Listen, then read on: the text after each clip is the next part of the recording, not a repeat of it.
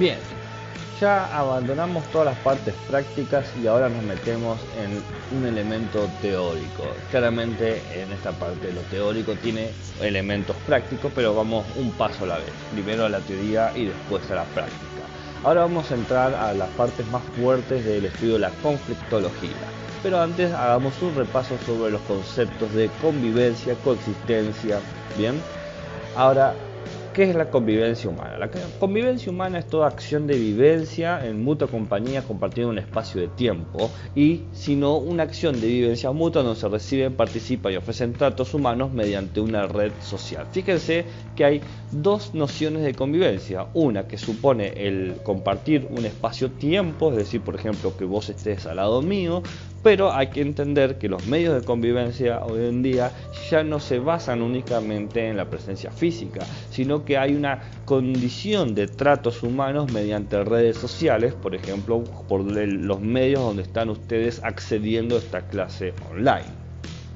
Ahora bien, lo que nos hace entender estos dos conceptos de convivencia, que la única diferencia está en el medio por el cual se realiza, una supone espacio-tiempo y la otra supone una red social, se estaría comprendiendo que hay una, digamos, una línea que en un extremo tenemos la convivencia, en otro extremo tenemos la guerra y en el punto medio tenemos a la coexistencia, siendo lo preferible la convivencia, lo menos preferible la coexistencia y lo nada preferible la guerra, porque la guerra nunca cambia.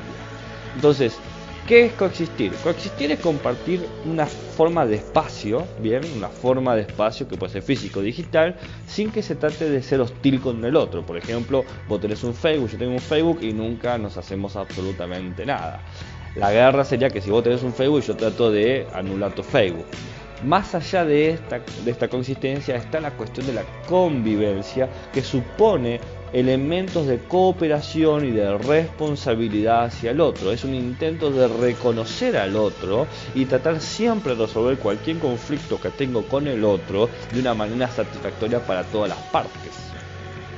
Las condiciones de la convivencia son básicamente 1, 2, 3, 5 condiciones. La primera condición se la denomina el respeto cívico. Todas tienen elementos cívicos porque supone que la convivencia sucede en un marco de Estado, un marco de ciudadanía. Pero no nos vamos a centrar en el tema de la discusión o marco de la ciudadanía o no, sino que nos vamos a marcar en la idea de las condiciones. En este caso el del respeto.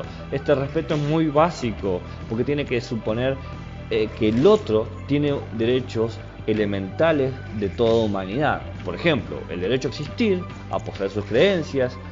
Esto parece una tontería, pero el derecho a ejercer tu derecho es el hecho, me salió un verso sin esfuerzo, de que vos tengas las herramientas y el reconocimiento de los otros de que se tienen esos derechos que se dicen que vos tenés. Porque yo puedo decir, sí, sos humano y por lo tanto reconozco que dentro de tu presencia y identidad se ponen en juego los derechos humanos.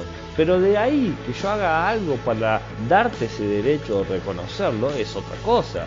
Yo puedo decir, bueno, vos sos humano, pero si te morís de frío en el invierno no es problema mío. Pero justamente uno de los derechos humanos quiere decir que todos tienen derecho a una casa digna. Entonces es importante el derecho a ejercer estos derechos y por lo tanto el consiguiente derecho a demandar que se me reconozcan esos derechos. Ahora bien, una vez que partimos de una condición sencilla y base que es el derecho a existir y el derecho a tus creencias y el derecho a ejercer tus derechos por los medios y todo eso, vamos a pasar a la idea de la libertad, porque claramente nosotros vamos a pensar de forma distinta. Esto está de cuajo, no hay que pensarlo demasiado, todos pensamos de manera distinta, compartimos grandes bases y estructuras de pensamiento o ideologías o cosmovisiones o grupos de creencias, pero todos lo transferimos y lo procesamos por nuestras experiencias particulares, lo que lleva a una conciencia y una percepción siempre distinta, diversa, plural y pongan la palabra que ustedes quieran. para poder garantizar esa pluralidad y esa diversidad que también hace a toda relación humana, es necesario garantizar la libertad. La libertad de pensamiento, de acción, de movimiento, de culto, de expresión, de asociación, de posesión, de residencia. De pensamiento es que vos pensés lo que vos quieras. Si yo quiero pensar que este gato es bonito y vos querés este gato es feo, bueno, podemos pensarlo. De acción, si yo quiero acariciar el gato bonito y vos querés evitar acariciar el gato bonito, pues, tranquilamente. Hay movimiento. Si yo quiero acercarme a ese gato y vos te querés alejar de ese gato, tenés todo el derecho de hacerlo. De culto, si yo quiero creer que ese gato es mi Dios, vos tenés que aceptarlo. O si vos crees que ese gato no es mi Dios, también tengo que aceptarlo. La libertad de expresión, yo puedo decir que gato bonito y vos tenés que poder decir que gato bonito. La libertad de posesión, yo puedo tener una casa donde viva ese gato bonito y vos podés tener una casa donde no viva ese gato bonito. Y justamente de asociación me salté, yo me puedo tener relación con ese gato, por ejemplo una mascota, y de residencia mi mascota y yo podemos vivir en la casa. Esa alto cuestión de libertad explicado con gatos. La libertad explicado por gatos, por darle para mano. Muy bien. Establecido el respeto, establecido la libertad, tenemos que pensar en la igualdad. Bien, la igualdad es establecer siempre los medios físicos y virtuales para que se complete el respeto y la libertad. Hay una cláusula en toda idea de igualdad que es la igualdad de oportunidades. Que cualquiera, no importa quién sea, pueda realizar sus proyectos. Es decir, vos podés hacer lo tuyo sin condiciones discriminadoras. No importa cuál sea tu ascendencia, no importa cuál sea tu religión, cuál sea tu género, etc. Ahora, si rompiste la ley, podemos discutirlo, pero el punto está que de hecho, de base, vos no tenés que tener me voy a corregir. En una convivencia uno no puede al otro condicionarlo por ciertos valores discriminatorios para que no pueda realizar los proyectos que se le canten. Entonces tenemos respeto, tenemos libertad y tenemos igualdad, y ahora la solidaridad o solidaridad, dependiendo si desde qué postura nos estemos parando. La solidaridad tiene que ver con una revalorización de las corrientes feministas, de el encuentro y la cooperación hacia los otros de forma pares e iguales. La solidaridad sería la palabra previa, pero la solidaridad lo que hace es tratar de pensar las situaciones de discriminación sexual y actitudes y comportamientos machistas para poder generar situaciones de solidaridad entre mujeres. Bueno, pero en este caso podemos jugar con las dos palabras. En el texto que nosotros basamos utiliza el término solidaridad, pero no me molesta que se utilicen ambas. Básicamente es una acción humana conjunta que tiene la cooperación, donde trabajamos con una meta en común, una condición informal. ¿Qué quiere decir esto informal? Que yo no trabajo con especulaciones o programaciones sobre el otro. Sí, hacemos trabajo mutuo, pero en realidad, una vez que logremos la meta, te serrucho el piso. Y abierto en el sentido de que puedo reconocer que mi posición con la cual estoy mirando ciertas situaciones tiene un grado de estar equivocado y que necesito la forma de ver el otro para lograr mis objetivos comunes. Básicamente, yo todo lo que veo tiene un componente de sesgo o de prejuicio, y que la única forma de depurar mis prejuicios es con la mirada de los otros. Ese otro también tiene su prejuicio, por eso necesita de un otro, y ese otro de otro, y bueno, me entendieron. Y por último, todo esto no funciona o no se aplica o no se desarrolla si no hay un diálogo. Vamos, yo puedo decir, está todo bien, pero no hablo con eso. No, necesitas constituir un diálogo, un compromiso discursivo en donde podamos comunicar. ¿Qué nos comunicamos? Comunicamos qué pensamos, qué no pensamos, qué concedemos, qué no concedemos, cuáles son nuestras dificultades, etc. Bien, entonces toda cuestión de la convivencia parte de una situación de el otro y yo no dejamos de operar siempre como un otro. Yo soy un otro para el otro y el otro es un otro para mí. Es decir, siempre, no importa donde yo esté, me paro y opero como un otro, como una otredad, como una diferencia. Entonces, hay que partir del hecho de que yo no soy el sujeto de derechos, sino que el otro es un sujeto de derechos. Si el otro es un sujeto de derechos, de todos estos derechos que hacen a la convivencia que estuvimos mencionando, ¿no? El diálogo, la solidaridad, la libertad, la igualdad y el respeto, yo voy a terminar ganando eso, porque yo soy un otro para el otro y el otro es un otro para mí. Entonces, así, entendiendo que el otro es un sujeto de derecho, puedo hacer valer el respeto, la libertad, la igualdad, la solidaridad y el diálogo. Ahora bien, esto es lo que dice el texto, pero, y acá hay un pero, ya sé lo que me va a preguntar el geek con la camisa, la remera de Batman en el fondo. Pero si yo tengo que respetar al otro, ¿qué pasa cuando el otro no me respeta a mí? Atenta contra mi igualdad, mi libertad. Básicamente, la pregunta que cualquiera me puede hacer tratando de ser incisivo es: ¿puedo ser tolerante con los intolerantes? ¿Puedo convivir con los que atentan contra la convivencia? Y aquí entra lo que se llama la paradoja de la tolerancia del filósofo y epistemólogo Karl Popper. Acá tengo el textito para que se vea. La tolerancia ilimitada debe conducir a la desaparición de la tolerancia. Si extendemos la tolerancia ilimitada aún a aquellos que son intolerantes, si no nos hallamos preparados para defender una sociedad tolerante contra las tropelías de los intolerantes, el resultado será la destrucción de los tolerantes y junto como ellos de la intolerancia. Básicamente está diciendo que si yo empiezo a tolerar a los intolerantes van a ser cada vez más, porque nadie lo está frenando. Entonces, si son cada vez más, la tolerancia va a bajar y de repente son todos pensadores extremistas. Entonces, hay que tener una tolerancia limitada, dice Karl Popper, porque si somos tolerantes de forma ilimitada, corremos el riesgo de romper la convivencia. Pero analicemos esta paradoja. ¿Una convivencia justa debe tolerar al intolerante? Porque esa es la pregunta. Según la idea de Popper original, va a decir lo siguiente.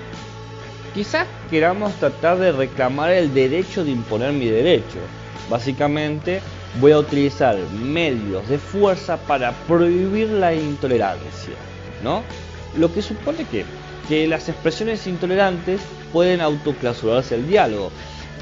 Yo salto de la idea de que el otro no me trata de forma racional y por lo tanto me impide el diálogo, y eso me lleva a que como no puedo dialogar, no podemos llegar a un acuerdo, y si no podemos llegar a un acuerdo, tengo que anularlo. El tema es que ¿cómo podemos determinar qué expresión es intolerante? Si la mía o la del otro. Porque yo puedo decir el otro es intolerante para conmigo, pero el otro puede decir él es intolerante para conmigo. Entonces hay una segunda forma de pensar una convivencia justa de la tolerancia. Podemos entender que hay una diferencia entre tolerancia ilimitada y tolerancia limitada. Podemos decir que la tolerancia excesiva es destructiva. Si yo tolero todo, básicamente me estoy dando a que me anule, a que me destruya.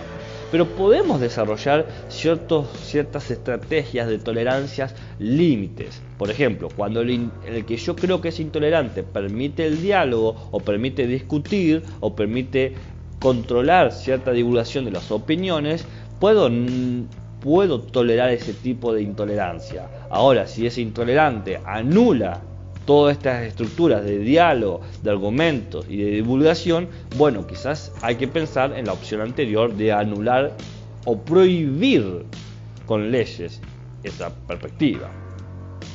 Entonces sale una pregunta: supongamos que queremos limitar la tolerancia ante los intolerantes para poder generar una convivencia pacífica. A ver, no quiero dar ejemplos de un intolerante o un tolerante. Intolerante es aquel que, qué sé yo, discrimina a las mujeres, dice que todas las mujeres tienen que ir o al cuarto o a la cocina, aquel que discrimina a los negros porque dice que son esclavos o no son humanos, el que discrimina a los judíos. O sea, esos son todos posiciones intolerantes, todos los conocemos, no es necesario ahondar en detalles. Hay que pensar en cómo ponemos todos estos colectivos de intolerantes y cómo nos relacionamos. Y la pregunta es: ¿cómo saber cuándo una intolerancia es excesiva? Porque uno piensa, yo voy a utilizar el criterio de la pendiente resbaladiza. ¿Qué quiere decir esto? O sea, la forma de determinar si una intolerancia es excesiva es a través del criterio de la pendiente resbaladiza. Esa es una postura. Entonces dice, la postura piensa de la siguiente manera: si yo permito que el intolerante haga X, con el tiempo va a ser imposible evitar Y.